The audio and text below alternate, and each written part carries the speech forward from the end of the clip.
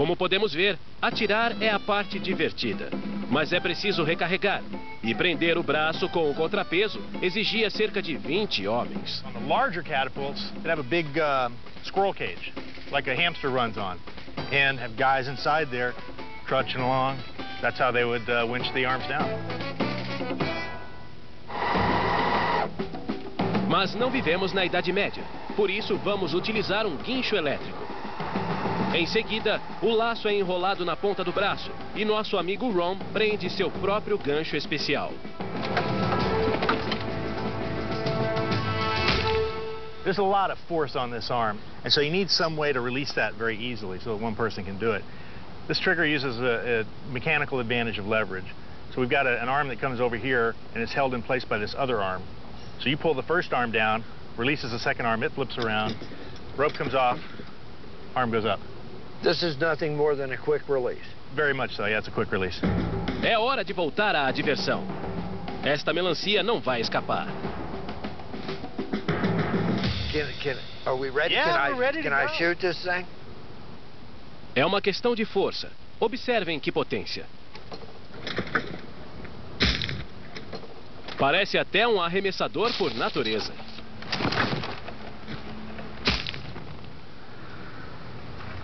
Yeah, the old gunny knows what you want. This is what you've been waiting for, isn't it? Now we've got some serious ammunition. Let's go shoot it. Vamos ver até onde vai esta fruta especial. E é melhor que vá bem longe. 3,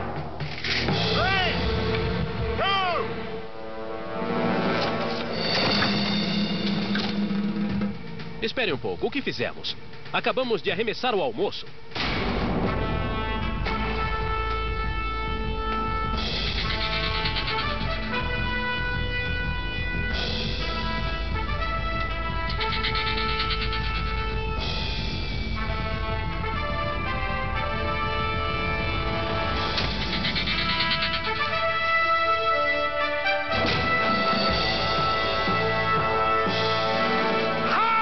Victory! Ha! Saved lunch! Okay, here's the next email from Dave in Essex, Vermont, who writes, Hey, Gunny, my wife would like to know how many soldiers are in an Army squad, platoon, and company. Yeah, right, Dave. Your wife wants to know. Okay, Mrs. Dave, Professor Gunny's going to educate you.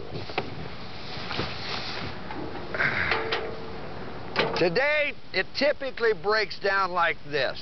The smallest element in the Army is a squad. That's 8 to 10 soldiers, depending on their function. Combine 2 to 4 squads, and you've got a platoon. 3 to 5 platoons form a company. 4 to 6 companies, and you've got a battalion. 3 to 5 battalions, and we're talking brigade, baby. We're up to 3 to 5,000 soldiers by now. 3 brigades is a division. 2 to 5 divisions is a corps. And 2 or more corps is an army. Learn it, know it, be it. If you don't think I can top that, then you better think again, because I got more mail call right here on the History Channel. Welcome back to Mail Call. I've got an email here from Staff Sergeant William Yip, who's with 128 ARW in Milwaukee. He writes, I want to learn more about the bar. Well, Airman, I'm going to assume that you're not talking about a cocktail party here. You're asking about this little honey, right? The BAR, Browning Automatic Rifle. Este fuzil calibre 30, que recebeu o nome em homenagem ao seu inventor John Browning, é uma verdadeira máquina mortífera. Ele começou a ser utilizado em 1918, no final da Primeira Grande Guerra, e continuou em uso durante o Vietnã. Seu poder de fogo efetivo mantinha o inimigo encurralado enquanto outros soldados se movimentavam.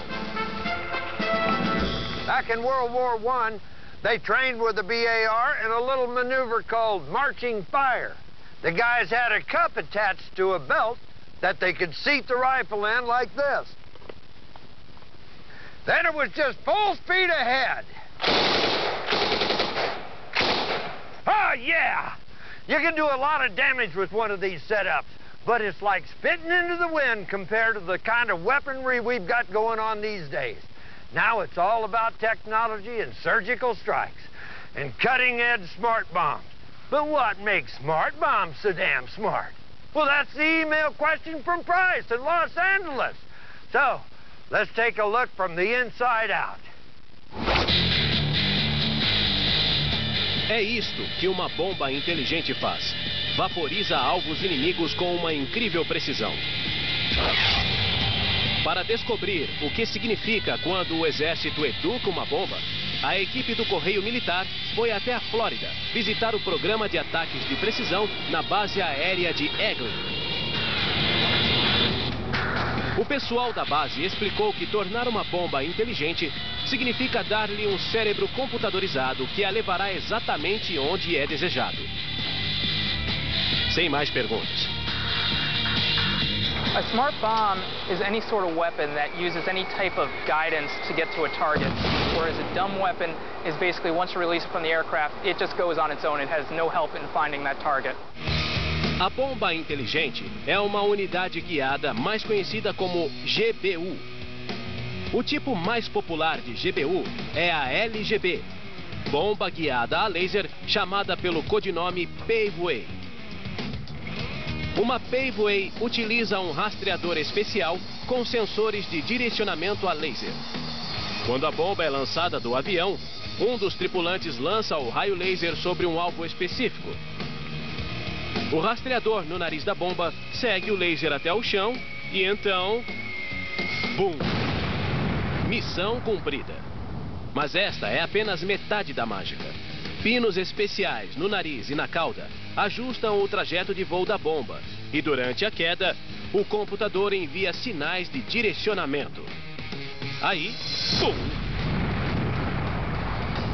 He has a targeting pod on the aircraft where he's reflecting a particular target, let's say a truck.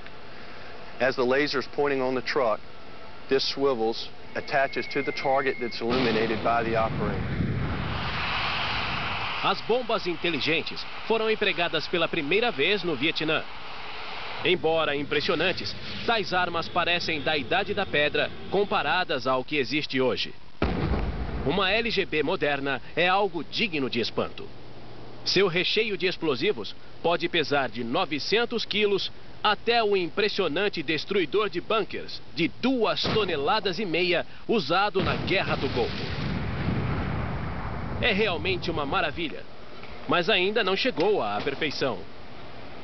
O laser não pode penetrar um forte nevoeiro, o que torna a bomba inútil no mau tempo.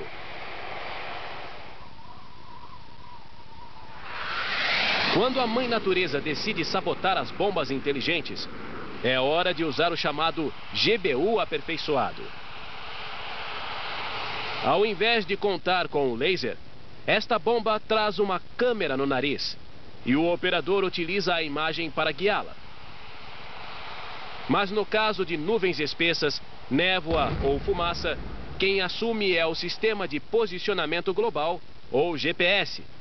É ele quem mantém a bomba a caminho até que o operador volte a enxergar. During the Gulf War, we had problems with the oil fields burning, we had cloud cover, and the pilots couldn't see through the clouds, and that's what gave us the GPS idea. Outra arma criada na base de Eglin foi a bomba detonada por sensor, uma agradável surpresa que lança 40 bombas pelo preço de uma. Once the bomb has been released from the plane and it hits a certain altitude, linear-shaped charges strip through the outside of the shell and actually makes the panels peel like a banana. Each submunition has a parachute that ejects, so you'll see 10 parachutes in the air. A rocket motor will fire and actually help it climb and give the spin capability to the projectile. Once the rocket motor fires, the arms are extended with 40 different projectiles. The copper plate becomes a molten slug, which actually penetrates armor, which an engine in a tank or in a truck. It detects it by this infrared sensor to see the heat source. and you have 40 of these going all independently, and it's a pretty amazing weapon. E o que o futuro nos reserva? Provavelmente algo chamado Sistema de Ataque Autônomo de Baixo Custo.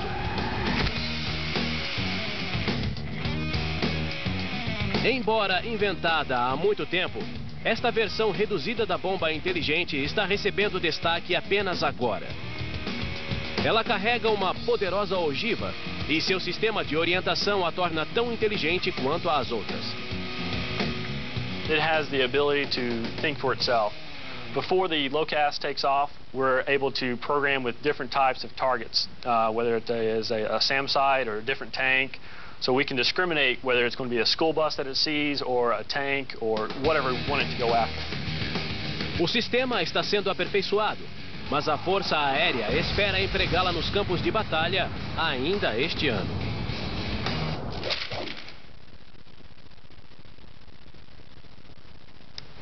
King me, you old dumb bomb. Hey, I don't remember dismissing you. Mail call's gonna be right back. Here on the History Channel. Email here from Mike in Woodhaven, New York, asking what kind of parachutes do paratroopers use these days? You know, that got me to thinking about the very first guy who tried it. So I checked around, and it seems that back around the time of the Revolutionary War, some English guy tested the theory by jumping out of a two-story window with an open umbrella. I'll bet the jackass damn near broke every bone in his body. Well, things have changed a lot since then. Check it out. Get your leg straight! Put your left leg forward! Put your left leg forward! Go! A evolução do equipamento é visível na Escola de Paraquedistas do Exército em Fort Benning, Flórida. Não importa em que ramo militar você esteja, se você quer aprender a pular de um avião e sobreviver, é preciso conhecer o treinamento inicial de Fort Benning. Puxa, parece que este soldado precisa treinar mais. A escola de paraquedismo forma 17 mil alunos por ano, o que requer muitos paraquedas. Cada um deles é cuidadosamente embalado por um pelotão formado pelos armadores. O primeiro sargento Mitch White é quem supervisiona todo o pelotão. A ex-paraquedista de exibição já fez mais de 3.000 saltos e conhece o equipamento padrão melhor do que qualquer um no Exército. We refer to it as a T-10 Delta. It weighs approximately 26 pounds when it's fully packed.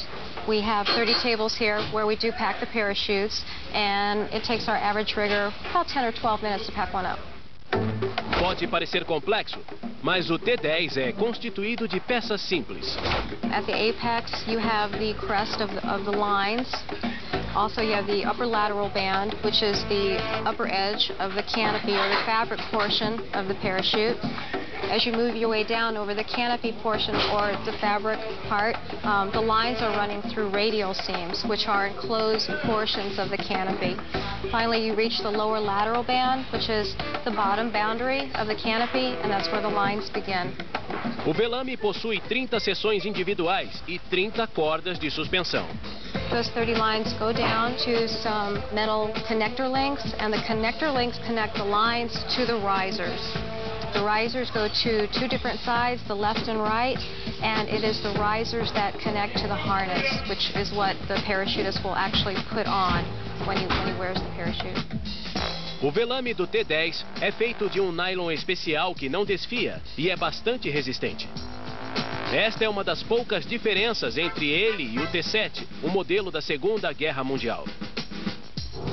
O velame do T-7 era de seda, pois a versão de nylon surgiu apenas nos anos 50. Outra melhoria recente é a rede anti-inversão do velame, que evita que o paraquedas enrole durante o salto. Mas o equipamento não é à prova de desastres. Logo, o armador deve ficar atento aos defeitos. If he does find a deficiency, he stops right where it's at, the packing process is ceased, we take it off the table, we roll it up, and we send it to maintenance for repair. Once it has passed through the hands of the initial inspector, it will go to the center table for final inspection. In this job, there is no margin for error.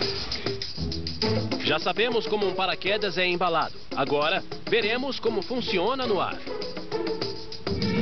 When you're actually in the aircraft, the soldier's attached to a cable secured to the body of the aircraft via the static line snap hook. And this will always stay connected to the aircraft. As a soldier jumps out of the plane, the aircraft's going to keep going forward, deploying the static line in a neat, orderly manner. As soon as the soldier gets to the below the aircraft, the static line is going to extend all the way to the pack tray. This is an 80-pound bag closing tie. The soldier's own weight and the force of the aircraft is going to cause that to pop open. Keep in mind that he's falling down and away from the aircraft. The static line is going to continue elongating away from the soldier, pulling the parachute bag out of the pack tray. O peso do soldado puxa as cordas de suspensão para fora da mochila enquanto o velame começa a abrir. Canopy is going to elongate out of the deployment bag all the way up to the final brake cord tie. And this is where the parachute is actually going to break away from the aircraft. A mochila e a corda permanecem no avião enquanto o paraquedista conclui o salto. Ele se move para a esquerda ou direita, puxando as tiras que conectam o arnês ao paraquedas em si. Mas é bem difícil manobrar o velame redondo. Todos nós já vimos forças especiais com paraquedas retangulares facilmente manobráveis. E alguém pode se perguntar por que o exército não os utiliza. You don't want a lot of steering around in the air, especially in hours of darkness. Mainly what you want is the entire force to exit that aircraft, drift approximately the same way until they hit the ground. So there's less possibility of entanglement in the air. O paraquedas do exército não mudou muito desde a Segunda Guerra Mundial por um único motivo. Ninguém mexe em time que está ganhando. The invention of the parachute back in 1797 is credited to James Blanchard, who never used one himself. But legend has it that he proved the chute would work by pushing his dog out of a hot air balloon. Apparently what had not been invented yet was the Humane Society. I've got just enough time to answer this email here from Bob in Knoxville, Tennessee, who's asking about boomerangs. Now, I bet you think you know all there is to know about it. But I've got news for you. You don't know jack. First of all, it wasn't originally designed to come back. See what I mean? O bumerangue é uma antiga arma aerodinâmica projetada para longas distâncias e grandes estragos. Utilizada na caça pelo povo aborígene da Austrália, a arma foi originalmente desenhada para não retornar. A volta para as mãos do lançador, algo não muito vantajoso em uma caça, provavelmente surgiu como um erro quando alguém esculpiu uma peça mais leve e curvada. Foi então que deixou de ser arma de caça e passou a ser esporte. Boa defesa, Sally. Today, boomerangs are mostly for fun, but they carry a lot of punch, so be careful out there. Well, I'll be damned. Stay where you are. It's time for mail call. Correio Militar. Welcome to Mail Call. Boy, do I have a heck of a show lined up for you today. A blowout? Well, now, ain't that just sweeter and The gunny is never without the proper tools. Yes, sir. Now, I can see that this may take a little while, so we'll just start the show from right here. I got an email from George in Aurora, Colorado, asking about the Marine Corps' LAV. That is Light Armored Vehicle. How fast can it go? What can it do? To find out, I went out to the base and got to ride shotgun. Os fuzileiros navais podem chamar esse blindado de leve. Mas não há nada de delicado nele. Pode acreditar. We're here with the LAV Company, Camp Pendleton School of Infantry, putting in a little road time, doing some field maneuvers. Hurrah!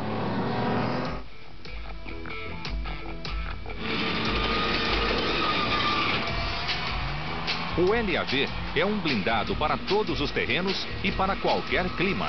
É a Ferrari dos fuzileiros navais. Ele chega a 100 km por hora e parece um tanque, mas com direção hidráulica, tração nas 8 rodas e suspensão independente, o LAV é bem fácil de dirigir. Aqui na pista de treinamento de Camp Pendleton, Califórnia, alguns condutores desse veículo me deram uma pequena demonstração do que essa beleza pode fazer. Esta é uma pista de obstáculos que foi montada para treinar novos condutores. Essa valeta de 1,5 metro não foi problema algum e nós deslizamos por sobre o concreto que eles chamam de facão, uma bela demonstração do desembaraço do LAV.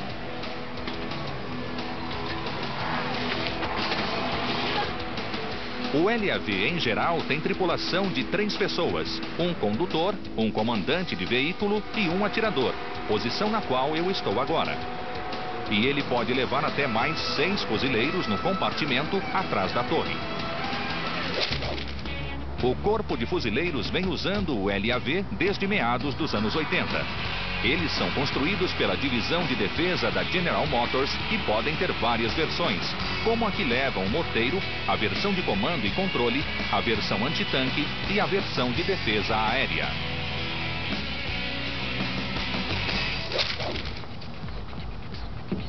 Antes que você pense que qualquer um pode manejar esse blindado, o pessoal me levou à lagoa de Camp Pendleton para pôr o LAV na água. Como se vê, o veículo tem rodas e hélices. Okay, we're going to do a combat entry. See if the LAV can really swim.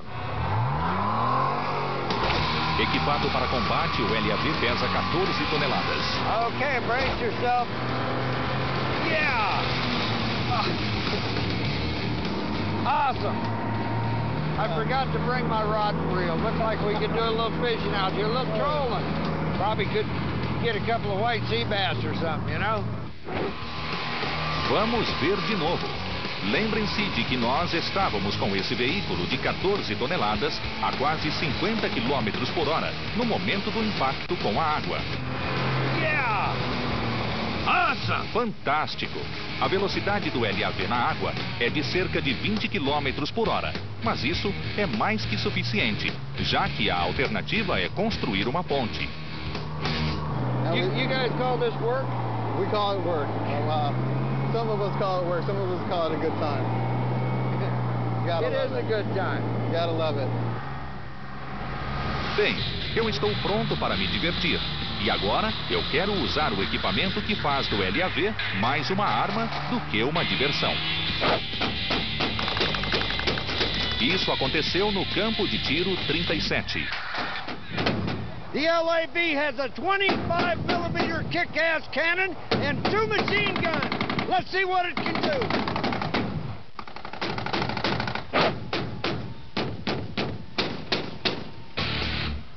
O LAV tem todo tipo de equipamento. O maior poder de fogo vem do canhão de 25mm chamado Bushmaster, que pode atirar obuses que perfuram blindagens com alto poder explosivo. Quando ninguém estava olhando, eu mesmo dei uns tiros e foi ótimo. All right, we got some. Hoorah! Também há um par de metralhadoras de alto poder de fogo de 7,62mm. Uma está perto do canhão e é chamada de coaxial ou coax. A outra está montada em um engate e pode ser usada para alvos em terra ou no ar.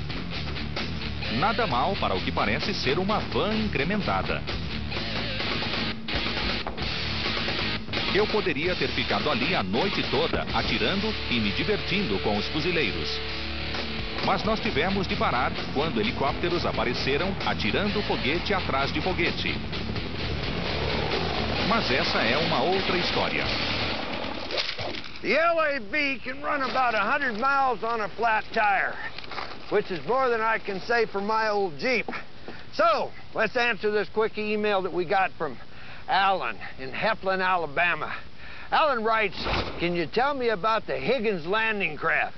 Heck yes, I can. Seems Alan's dad was intimate with a few of those bad boys in WW2. And Alan wants the straight dope on the craft that help his old man hit the beaches. Batizado com o nome de seu projetista, Andrew J. Higgins, o barco era de madeira e tinha 12 metros de comprimento.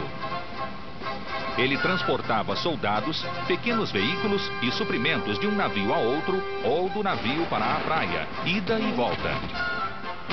O Higgins tinha a particularidade de poder ancorar muito perto da praia e se retirar rapidamente se necessário, pois o fundo do barco era extremamente achatado. O Higgins tinha um exclusivo casco de curvatura invertida, o que permitia navegar com menos de 1 metro de água na popa e menos de 70 centímetros na proa. Havia uma rampa blindada na proa, o que tornava o barco muito elegante. E ele foi tão eficiente que os 20 mil Higgins que operaram na Segunda Grande Guerra desembarcaram mais soldados do que todos os outros tipos de barcos somados.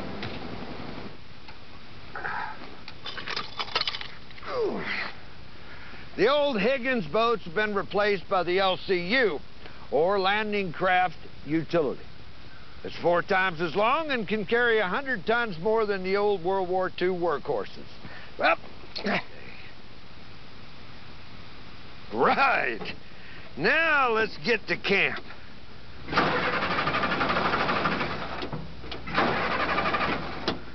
Now what? This is just not my day. We ain't finished yet. We got a lot more mail call coming up right here on the History Channel. In order to live here, people have had to organize, invent new technologies. People have had to come to grips with living within the environment in a way that they weren't forced to in many other parts of the world. As you can see, we're just going into nightfall. It would have been a very dark night out here in the desert, and most certainly down into the 30-degree range or maybe lower. The mail call. I'm going to keep things moving along here with this email from Tom in Romeo, Michigan. Gotta love that name, don't you? He wants to know why they called World War I soldiers doughboys. Há muitas teorias para explicar isso. Uns dizem que o botão da farda dos soldados, no tempo da guerra dos Estados Unidos com o México, parecia os bolinhos de massa que os soldados comiam, e daí viria o nome. Então surgiu a teoria de que os soldados construíam seus fortes com bolos de barro amassado, e como sujavam as botas de barro, eram chamados de amassadores de barro. Depois de fazedores de bolo de barro e, finalmente, de bolinhos de barro. Ou talvez o termo venha do tempo em que a infantaria usava a argila branca para clarear os cintos e enfeites. Quando chovia, a argila ficava grudenta e parecia um bolo de massa. Ninguém pode dizer qual é a verdade, mas de algum modo, quando a Primeira Grande Guerra estava em curso, os americanos chamavam os soldados de bolinhos e o nome pegou. You're not a real doughboy. You're a disgusting fat body. Sound off like you've got a pair. Oh my God, you don't have a pair. Moving on. Check this out. Looks like high-end laser tag stuff, doesn't it? But it's actually part of the new wave in gear the United States Army is using in OPFOR training. What's OPFOR? That's what Steve in Cleveland, Ohio wants to know.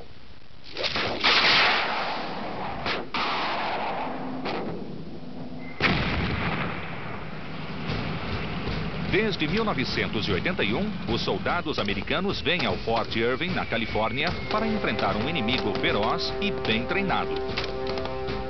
Esta porção de deserto, mais de 1.500 quilômetros quadrados, é a maior caixa de areia do mundo. Mas ninguém vem aqui para brincar. Os soldados que chegam aqui querem vencer e dão tudo de si. Hoje é a poderosa 1ª Cavalaria do Fort Hood, Texas, que atravessa este território hostil. A partir do momento que a cavalaria chega, ela se torna a Blue Force ou a Blue Four, trazendo toda sorte de equipamento para arrasar o inimigo. Mas quem enfrentaria esse pessoal no deserto da Califórnia? O lado mau, as forças oponentes ou Four Off. No mundo real, eles são o 11º Regimento de Cavalaria Blindada. Sua função é fazer a equipe visitante suar a camisa. Quem treina mais na paz, sangra menos na guerra. O arsenal das forças oponentes se compõe de veículos americanos adaptados para parecer armas russas, como o tanque T-80. Por 30 dias, o 1º Regimento de Cavalaria tem de combater as 4-Ops em seu próprio território e não combate apenas os tanques russos. We provide guerrillas who work in their rear. We provide civilians who walk around in blue jeans, and they'll protest out your gate. They'll blow up a truck bomb. They'll come and ask for food or medical aid. We also provide air, so they don't just deal with our ground forces, but we have helicopters and the threat that poses.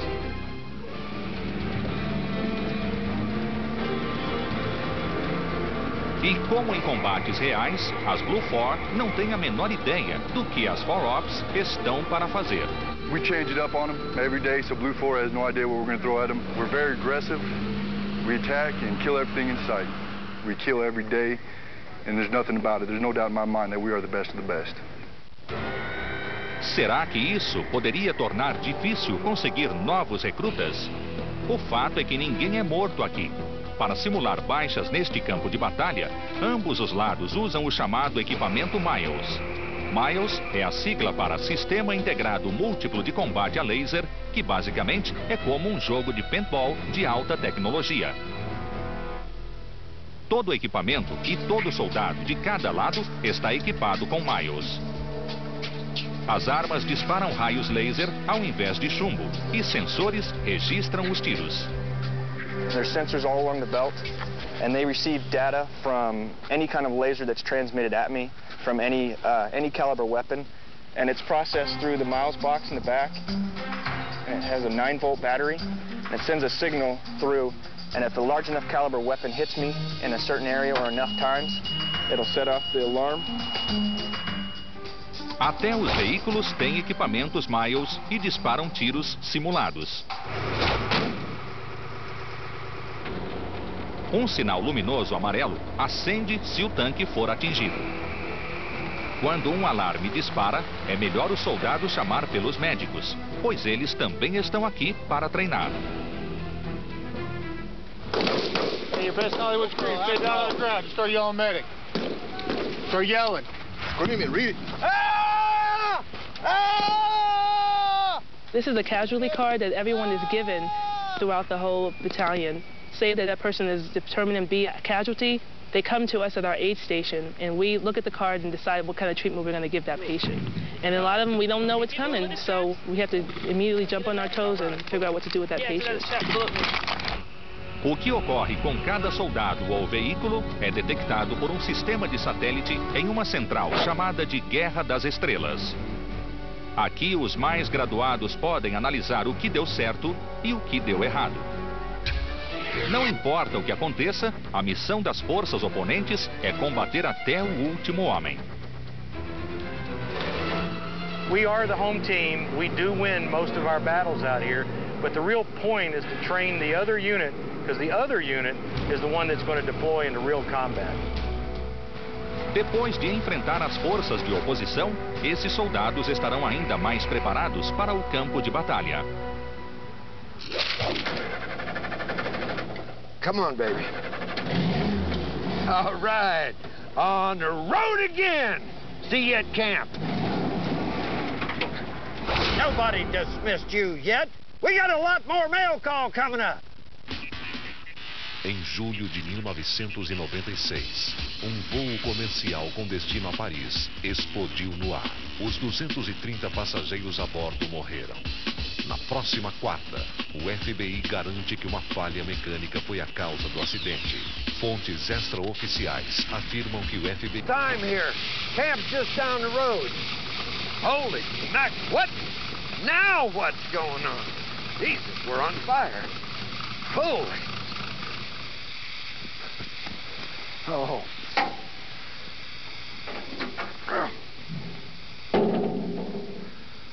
Hot, hot. Radiator hose broke. Caused the engine to overheat. While I take care of this little matter, How about we check out the answer to a great email from William of Creston, California.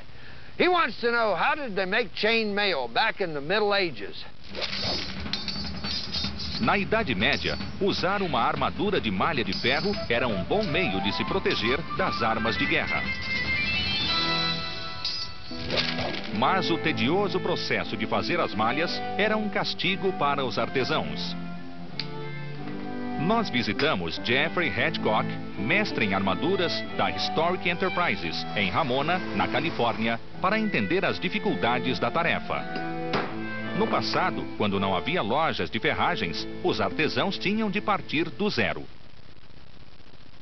The first process in making chainmail is to create iron wire. The process for creating wire would be to take a strip of steel and soften it through heat and then draw it through successively smaller holes in a metal plate. Depois, o arame deve ser transformado em pequenos aros. I have a hand-cranked mandrel here, which I think is probably very close to what would have been used in the Middle Ages. With each turn of the crank, you have a new ring. There are several types of mail, but the most common type of mail seems to be what is riveted together, where each ring is overlapped. So I'm going to cut to right there, and what that does, it gives me a ring already formed with the overlap required. Uma vez cortado, cada aro é achatado com um martelo. The flattened rings have the advantage that they're thicker in one direction than in the other. So when impacted by a weapon or a weapon's point, they have a lot less tendency to open up because they won't spread. Os aros são então aquecidos e logo resfriados em um processo chamado de recozimento, que os torna mais flexíveis e menos quebradiços. Um artesão medieval teria usado uma forja e uma fogueira, mas nós não temos todo esse tempo. Inserir os rebites que mantêm os aros unidos é uma operação diferente. Não estamos muito certos de como isso era feito na Idade Média, mas Jeff escolheu ferramentas que mantêm o processo o mais autêntico possível. Ele sabe que fazer cotas de malha dá muito trabalho. It's difficult to say how long it would take to make a shirt of mail per se. It may take anywhere from 300 to 500 man-hours to make it, but each task of the mail making would be broken up into specific crafts areas. So one person might make the rings, one person might do the piercing for the rivets, and so on down the road. Até hoje, juntar os 40 mil aros necessários a uma cota é uma tarefa manual. It all involves taking 4 rings and hooking them together with 1 ring. If you look very closely at this mail, you'll see that each ring in this is connected to 4 others. We have 1 ring in the center, and then we have 1, 2, 3, 4 rings around it. And that happens through the entire garment. Muito bem, a malha parece resistente. Mas será que ela funciona mesmo? Chainmail is really only as good as the padding that's worn underneath it. What this soldier here is wearing is called an akiton. It's a quilted garment that's made of many layers of padding with a linen shell both inside and outside. And it provides a vital layer of shock absorption for weapons impact. Bom soldado sempre usa seus apetrechos. O acolchoado de baixo protege o guerreiro de impactos e o de cima o protege de perfurações. Mas estar tão bem embrulhado não garantia segurança. Algumas malhas eram melhores que outras. The difference between the flattened ring mail and the round wired mail is especially important when being assaulted by an arrow like this. With the round ring mail, it can penetrate almost up to its full length of its head, whereas with the flat-ringed mail, it doesn't penetrate nearly so far, perhaps only a fraction of an inch. Mas nem a melhor malha protegeria o guerreiro do progresso. Quando a pólvora e os tiros apareceram nas batalhas do século XV, as cotas de malha tiveram de dar lugar às armaduras metálicas. And it wasn't just the Europeans who were clanking through the trenches with this stuff either. No, sir. The Turks, Persians, Chinese, and Indians, all of them had mail. Some of them were using it right up until about 100 years ago. Well, enough about that. We got to get going. I'm going to have to make up for some lost time, or it's going to be dark by the time I get back to HQ.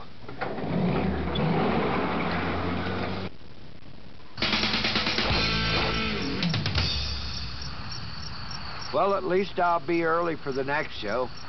Kevin in Worcester, Massachusetts wants to know the origin of the military salute. Well, thank the old knights in shining armor for this one. History eggheads tell me the salute originated when knights raised their visors so they could be recognized, and also to show that their right hand, their weapon hand, was unarmed. Now, the Army's Quartermaster Center has a different explanation. It says the salute started when junior officers were required to take off their hats in the presence of superiors. Eventually, the hat stayed on, but the gesture remained. All right, I'm going to show you how to do a hand salute real quickly here. Fingers extended and joined, thumb along the forefingers, wrist straight. Your arm should be parallel to the deck. Your right forearm should be at a 45-degree angle.